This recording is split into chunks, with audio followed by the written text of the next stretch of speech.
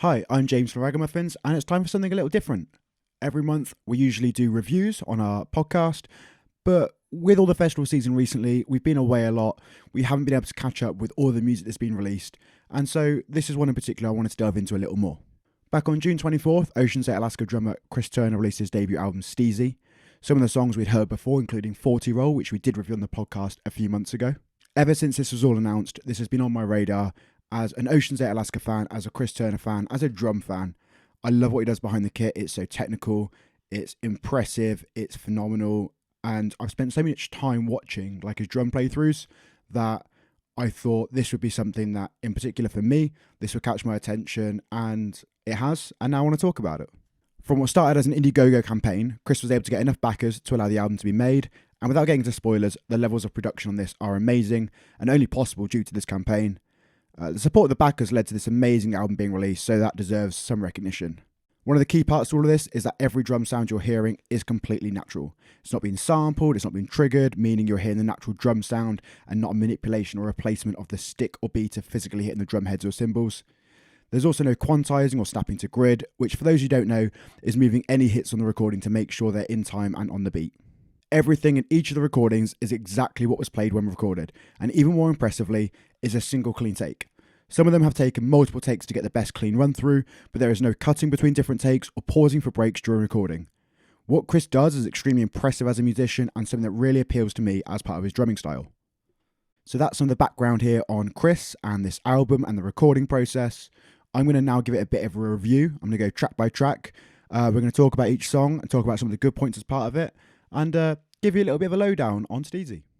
Track 1, 40 Roll.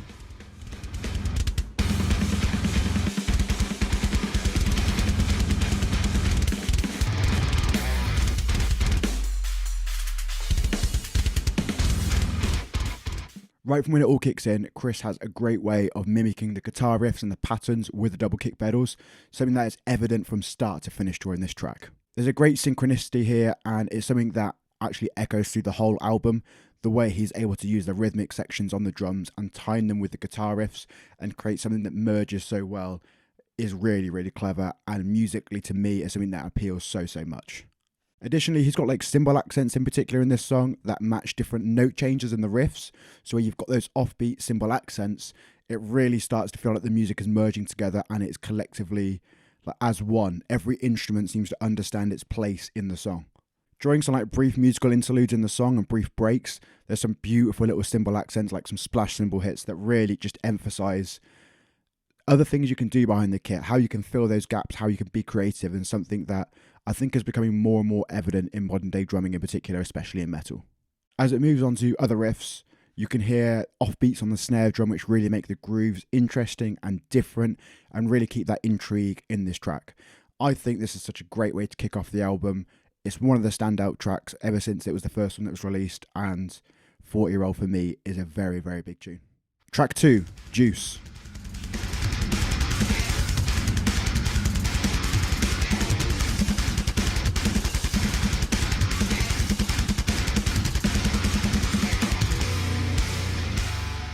A very musically driven song. This is one of the few on the album that really stands out as what could have been a potential contender for an Ocean State Alaska song. I can listen to this and I can hear the vocals being there, and don't get me wrong, the musicality is phenomenal, but I think obviously knowing Chris's style, the drumming, and what I expect between what he plays and the instrumentals, I could hear how this could have been progressed and gone into what it would have been their upcoming album. Juice features some really, really incredible fills that once you hear them, they'll leave you in kind of a sense of amazement while the song continues to drive forwards. The brief moments of rest you get, in the main chorus section, feel like it allows the song to naturally raise itself up to a peak, and you can appreciate the musicality of it and also have that breather from those less frantic kind of parts from it. Offbeat cymbal accents in the back half of the song keep this really, really interesting. The grooves are really, really fun, and then the unrelenting double bass work with the pounding toms really give a sense of force before coming back into that beautiful chorus, that kind of respite, that kind of more chill tone. But it means that this song really does flow very well from start to finish and kind of take you on a journey from the whole thing. Track 3, Get Sendy.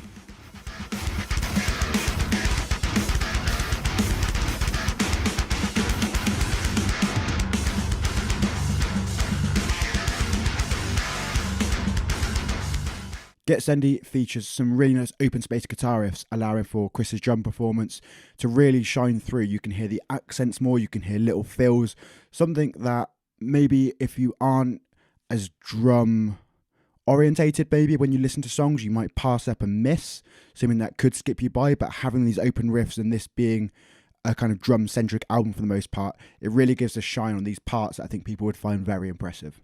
There's so much in the grooves of this track in particular that really appealed to me just from the drum perspective. I think so much more.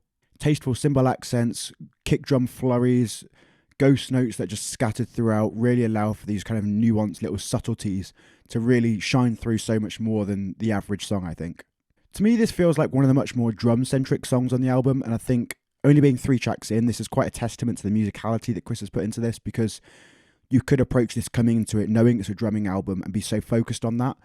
But what's important is not just having it as a drum-centric album, even though that is the mindset and I'm kind of moving away, but you want to be able to kind of sit back and enjoy the music for what it is. And I think this is one of those songs in particular that feels like it's more than that. You're able to feel it being natural and you can still recognize it. It's a drum album, and this gives those nuances to reinforce that. When you're doing this kind of music, the songs need to feel natural and they need to feel like all the instruments are going to kind of have a bit of a back and forth and have a play with it. The song is going to be melded into one, and it's not just here are all the drums straight in your face.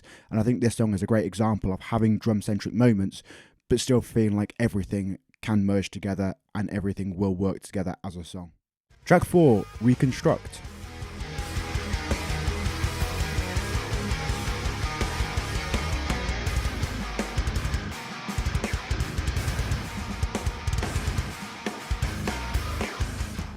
Reconstruct is the first of 2 featured drum performances on this album.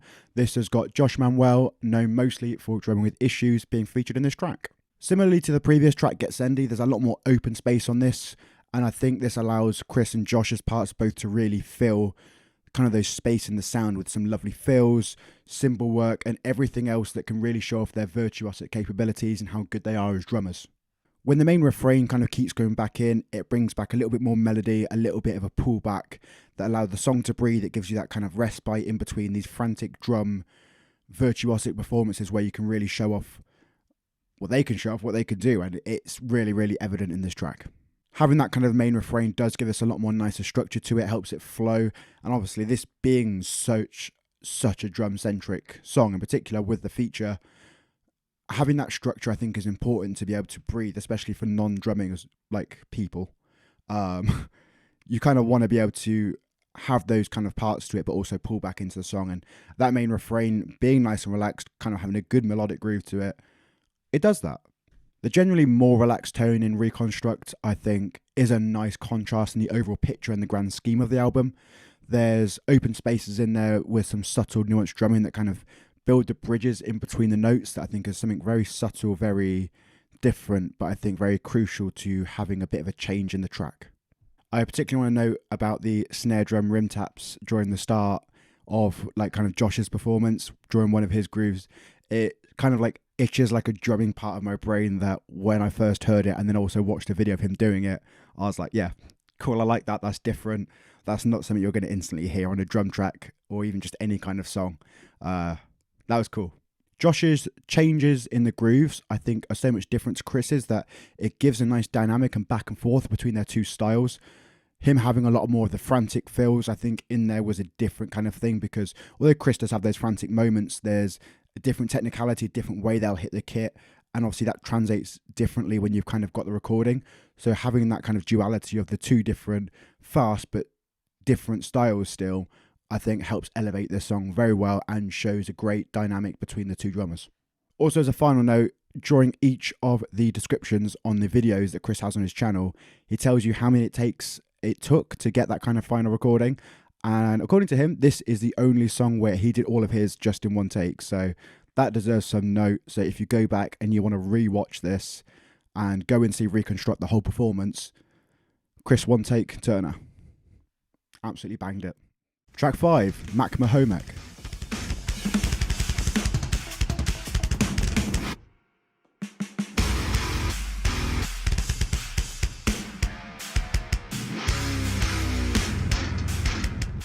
Another song that feels like it could have been part of the Ocean's 8 Alaska discography. Mac Mahomek, I think, has great use of ghost notes in the song in particular that give a lot of cool intrigue. The use that he has of the China cymbal in this during grooves on the beat has such a great heaviness to it, but I love actually the other side of it where he uses it more subtly for accents that create some different standout moments on the offbeats just to emphasize where they are and to kind of throw your average listener off slightly. My favorite part of this track is by far the small moment at roughly 1 minute 40 seconds of the song. Had to go to my notes for that one.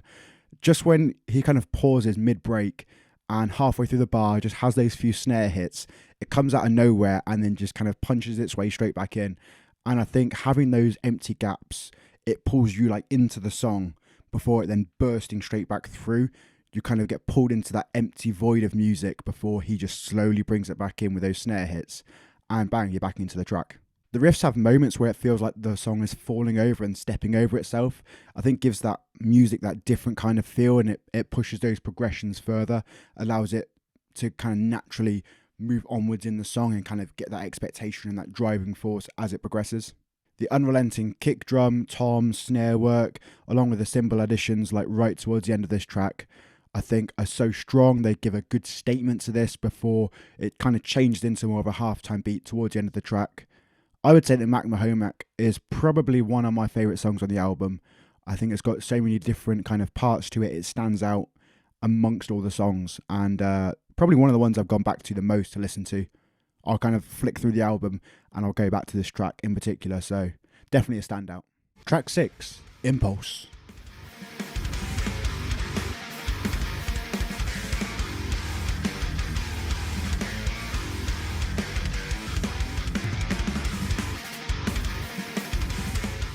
This song shows off something that I think Chris is great at doing, which is having the guitar parts, having the lead parts, and making the drum sound really complement them and create a great musical dynamic between the two. His use of cymbal accents on and off the beat I think is really fantastic in this piece, and also switching up the grooves between going from the hi-hat to the china really adds for a nice progression in the drum sounds throughout the track.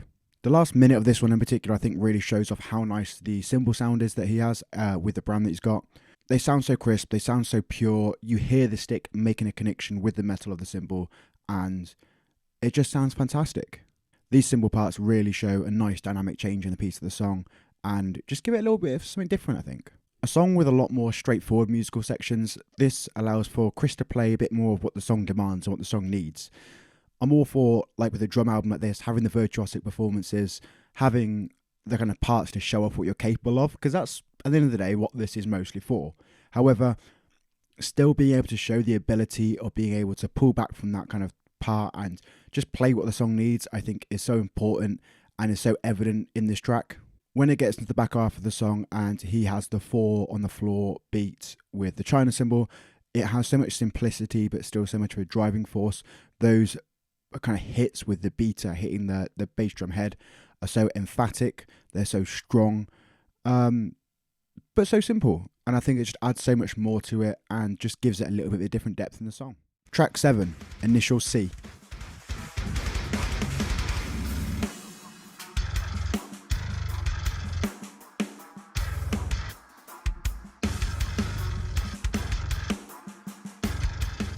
The intro to Initial C is something really, really fun. It's nice to have that tom-centric section just to start off the song in a different way before those beautiful dissonant guitars make an entrance.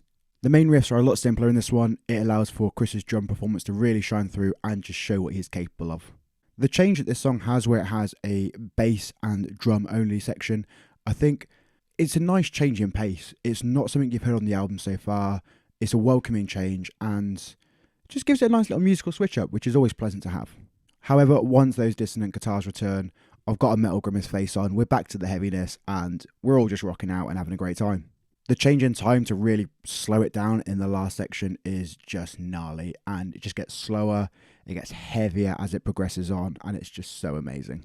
The drum work in this part is just simple. The open spaces between notes and hits just really give the song a different level of depth, and just close it off in a really strong and emphatic section. Track 8, Triggered.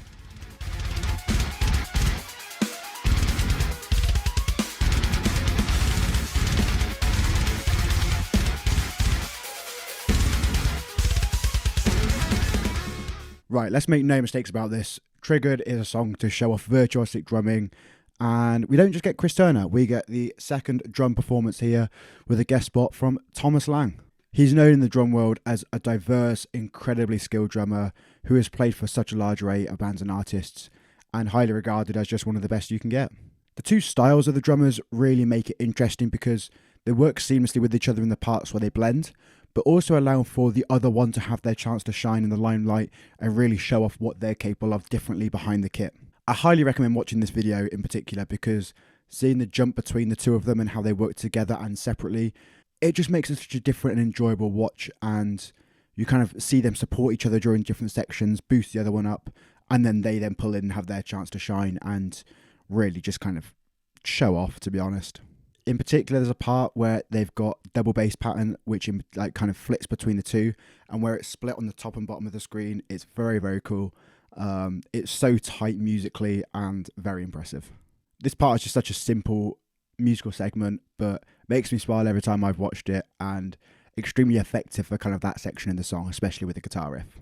The way they interlock their parts is very, very special, I think, because you can listen to it as one whole big performance, as both of them as part of it. However, on Chris's channel, you can also see Thomas's section on his own, and you can see Chris's section on his own. And you can kind of give a watch to those and just watch them as separate, watch their own performances and enjoy the song that way, but then also enjoy it as the whole thing together in its entirety. And I think that's something very special. That's something that's difficult to be able to do, to have those two separate performances speak for themselves, be able to listen to them separately, but then also have it blend in so seamlessly. And yeah, that's just incredible special. Plus, the last part that Thomas plays is fucking amazing to end the track. So yeah, this is just an absolute certified banger. Track 9, Butcher Boys.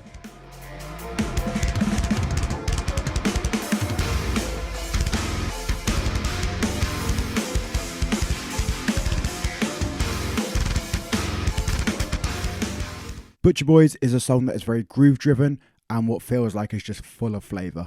The use of ghost notes in particular in drumming is something I love to hear. Chris does it so well, and I think in this song the placement is so perfect, and it just gives those beats a little bit of something extra in them. The way the song flows, there's such a nice progression between the frantic parts and the more chill parts, and Chris's performance is able to really blend in between these different kind of sections, between these different kind of feels and grooves, showing his adaptation to the style, the virtuosity and the flair for it, whilst having a great force when needed and being able to pull back when needed. Something that is required, especially based on the musicality of the song, and something that he nails to a T. Some of the lead guitar sections have some really, really nice melodies to them. They help carry the song and allow the focus to be drawn away from the drum parts even, and allow it to feel much more like a song at parts and take you away from it being that kind of drum-centric album and song. This one in particular, Butcher Boys, is a song that I think is very easily to listen to time and time again because of how diverse, how groovy it is, how melodic it is. And I think that makes it one of the standout songs on the album for me in particular because of that. Track 10, Drippy. I'm not entirely happy with this.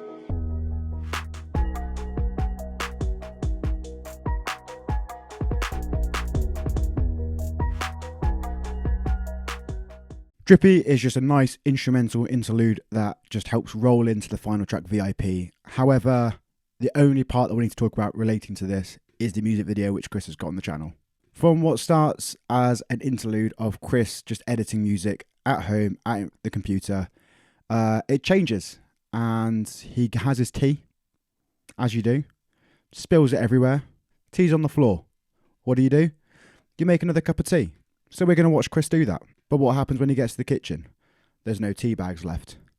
So basically we end up with a short film of watching Chris Turner go to the shops, get the wrong tea bags, however still get home, brew another cuppa, and yeah, that's about it really. Now there is like a tad more to it, a funny little storyline. It's a nice little kind of addition to everything. But I'll leave that enjoyment for you because it's just kind of weirdly fun and enjoyable to watch and all done with good humour. Track 11, VIP.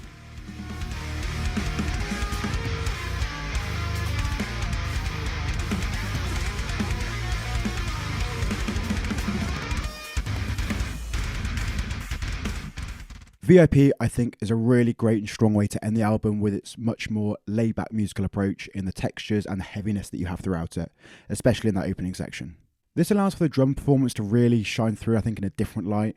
And instead of just having heavy, fast hits during these kind of sections, it allows people to hear the nuances, I think, more in the drums. All of this allows for the drum performance to stand out in a very different way. Instead of fast, heavy hits, you're hearing more nuanced drumming, and I think that is allowed to take a step towards the forefront here during the more kind of laid-back sections of this song. The ghost notes on the snare, the tom hits during the small fills between the beat, little cymbal accents, splash sections, all of this, I think, evident in this track can be eye-opening to people who aren't maybe as drum-driven or as knowledgeable in kind of what could be done behind the kit, and really allow them to open their eyes and see how much more the drums can do apart from just giving a simple beat. As it progresses, VIP naturally crescendos just towards a big finale for the song and for the album. It feels like it touches base on every kind of genre or feel of music that is played throughout the album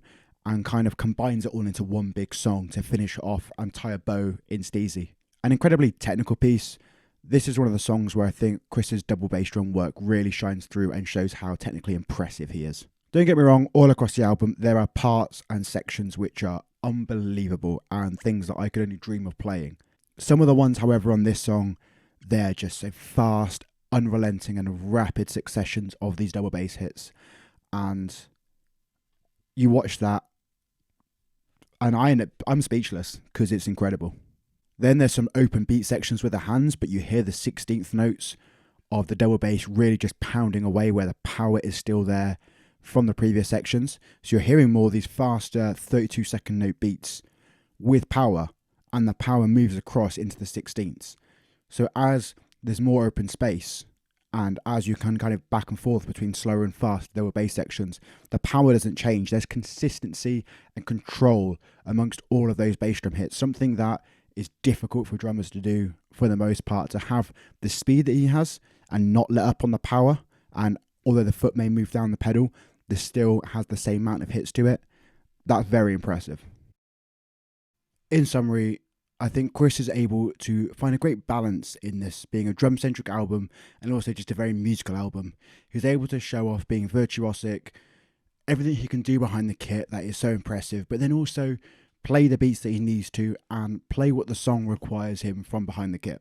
Although, yes, like I've said, this is a drum-based album, the overall musicality makes it extremely repeatable on listens, and I think you can hear that Ocean's 8 Alaska sound, you can hear the influences from that, but there's so much more, I think, diversity, some more experimentation, so that it does pull itself away from what you know Chris to be and what you expect from him, and give you some nice little surprises. I love the constant repetition of the "I'm not entirely happy with this" thing. It's a nice callback to the song Metamorph by Ocean's 8 Alaska, and it's just quite ironic that you hear it in the placement of each song.